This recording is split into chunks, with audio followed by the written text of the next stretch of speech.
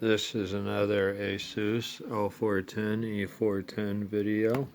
I call it that. If you put an MF 32, mine is actually an l410, but it comes up as e410. I'll show you here once I get going. I'm going to do the full walkthrough of how to do everything, install the SSD, and how to format it, create your recovery drive, make an image, clone, the whole 9 yards of how to get it to be on an SSD instead of your emmc drive. I am going to pause for things like unscrewing the back and things like that. I only have one hand as part of the reason. And the other part is you don't really need to watch it, I don't think. There's other videos if you really need to, but it's just unscrewing some screws. So I'm going to go ahead and pause for now. My computer's already off. Make sure it's all the way off. When you do unscrew the back, though, unscrew it screw by screw, gently. I'm missing one. Make sure you keep track of them.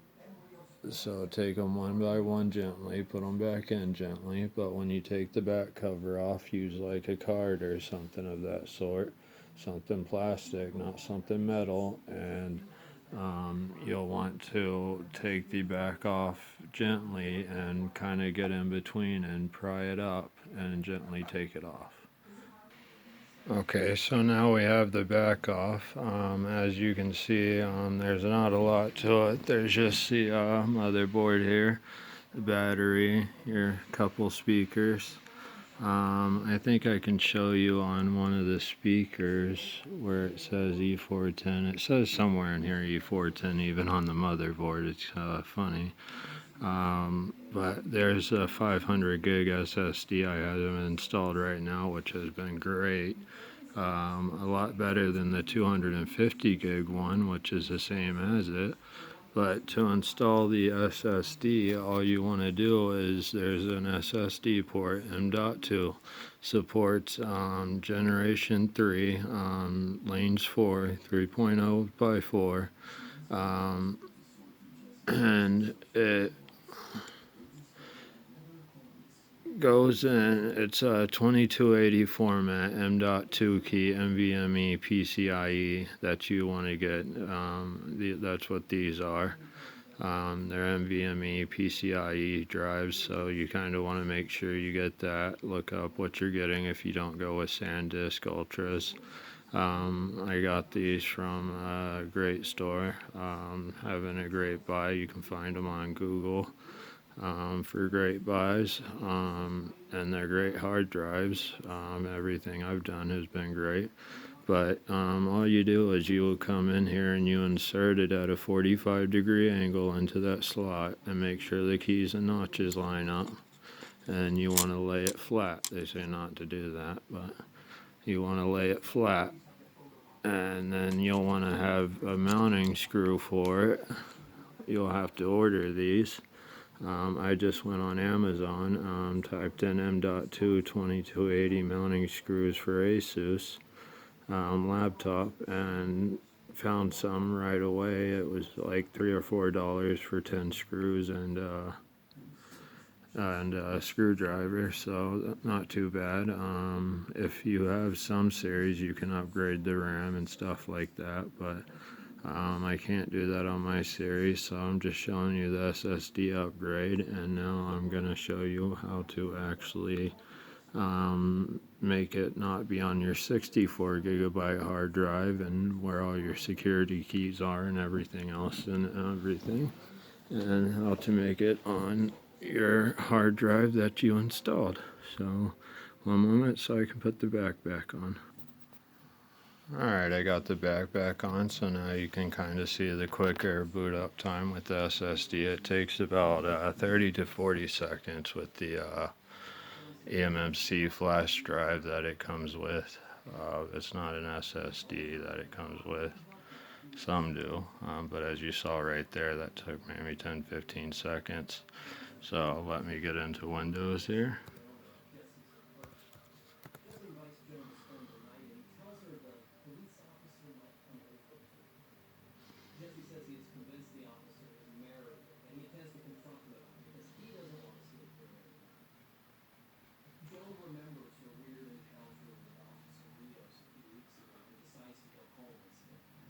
Oh,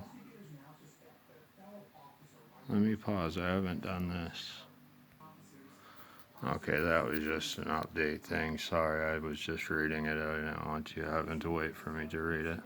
So anyways, as I'll show you here, you can upgrade your hard drive from the 64 gigabyte emmc hard drive, flash drive that you think you're stuck with, to a 500 gigabyte. It shows 465. It takes up some room for Windows like anything does, but it's 500 actually. But yeah, you can use that in combination with that, but my personal preference is to keep the original hard drive original and use my secondary hard drive as my hard drive as I want to, just in case anything ever happens. I can revert back to the original and I can do what I need to do. So one thing I did with the original hard drive was I made a recovery drive. And to make a recovery drive, I would suggest doing this as one of your first steps. Just type in recovery,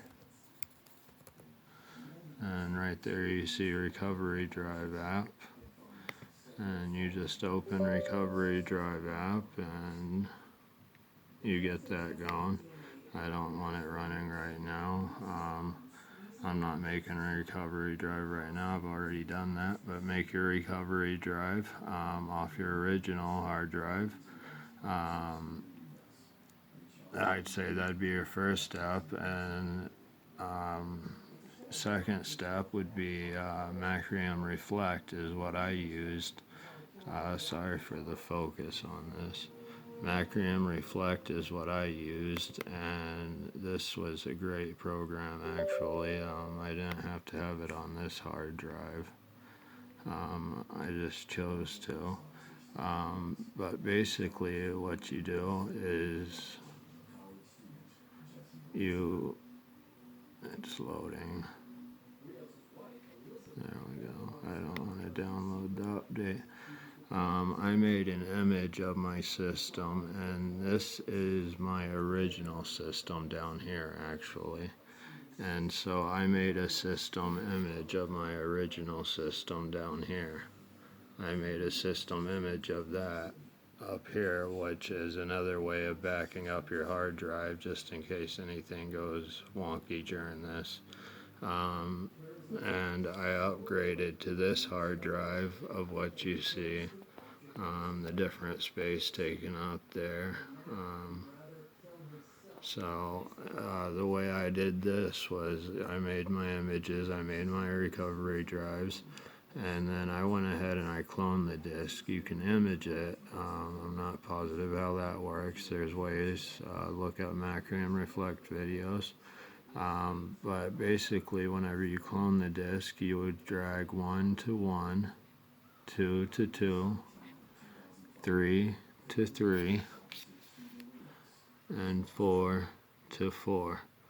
So the only thing is whenever you get to 3, you would want to stop and you would want to click on properties, which will be down here when you clone the disk, and you'll want to expand it to your size of the hard drive that you want, but you'll want to leave just enough room for your recovery drive. So I had about 700 megabytes.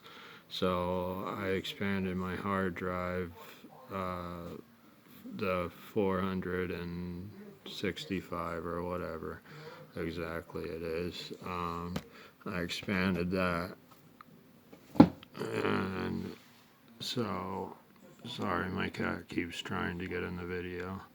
So I expanded that, and then I went ahead and left enough room for the last partition, and I put the last partition in there, and I just clicked clone disk. It took maybe a total of 8 or 9 minutes, and it cloned my disk for me.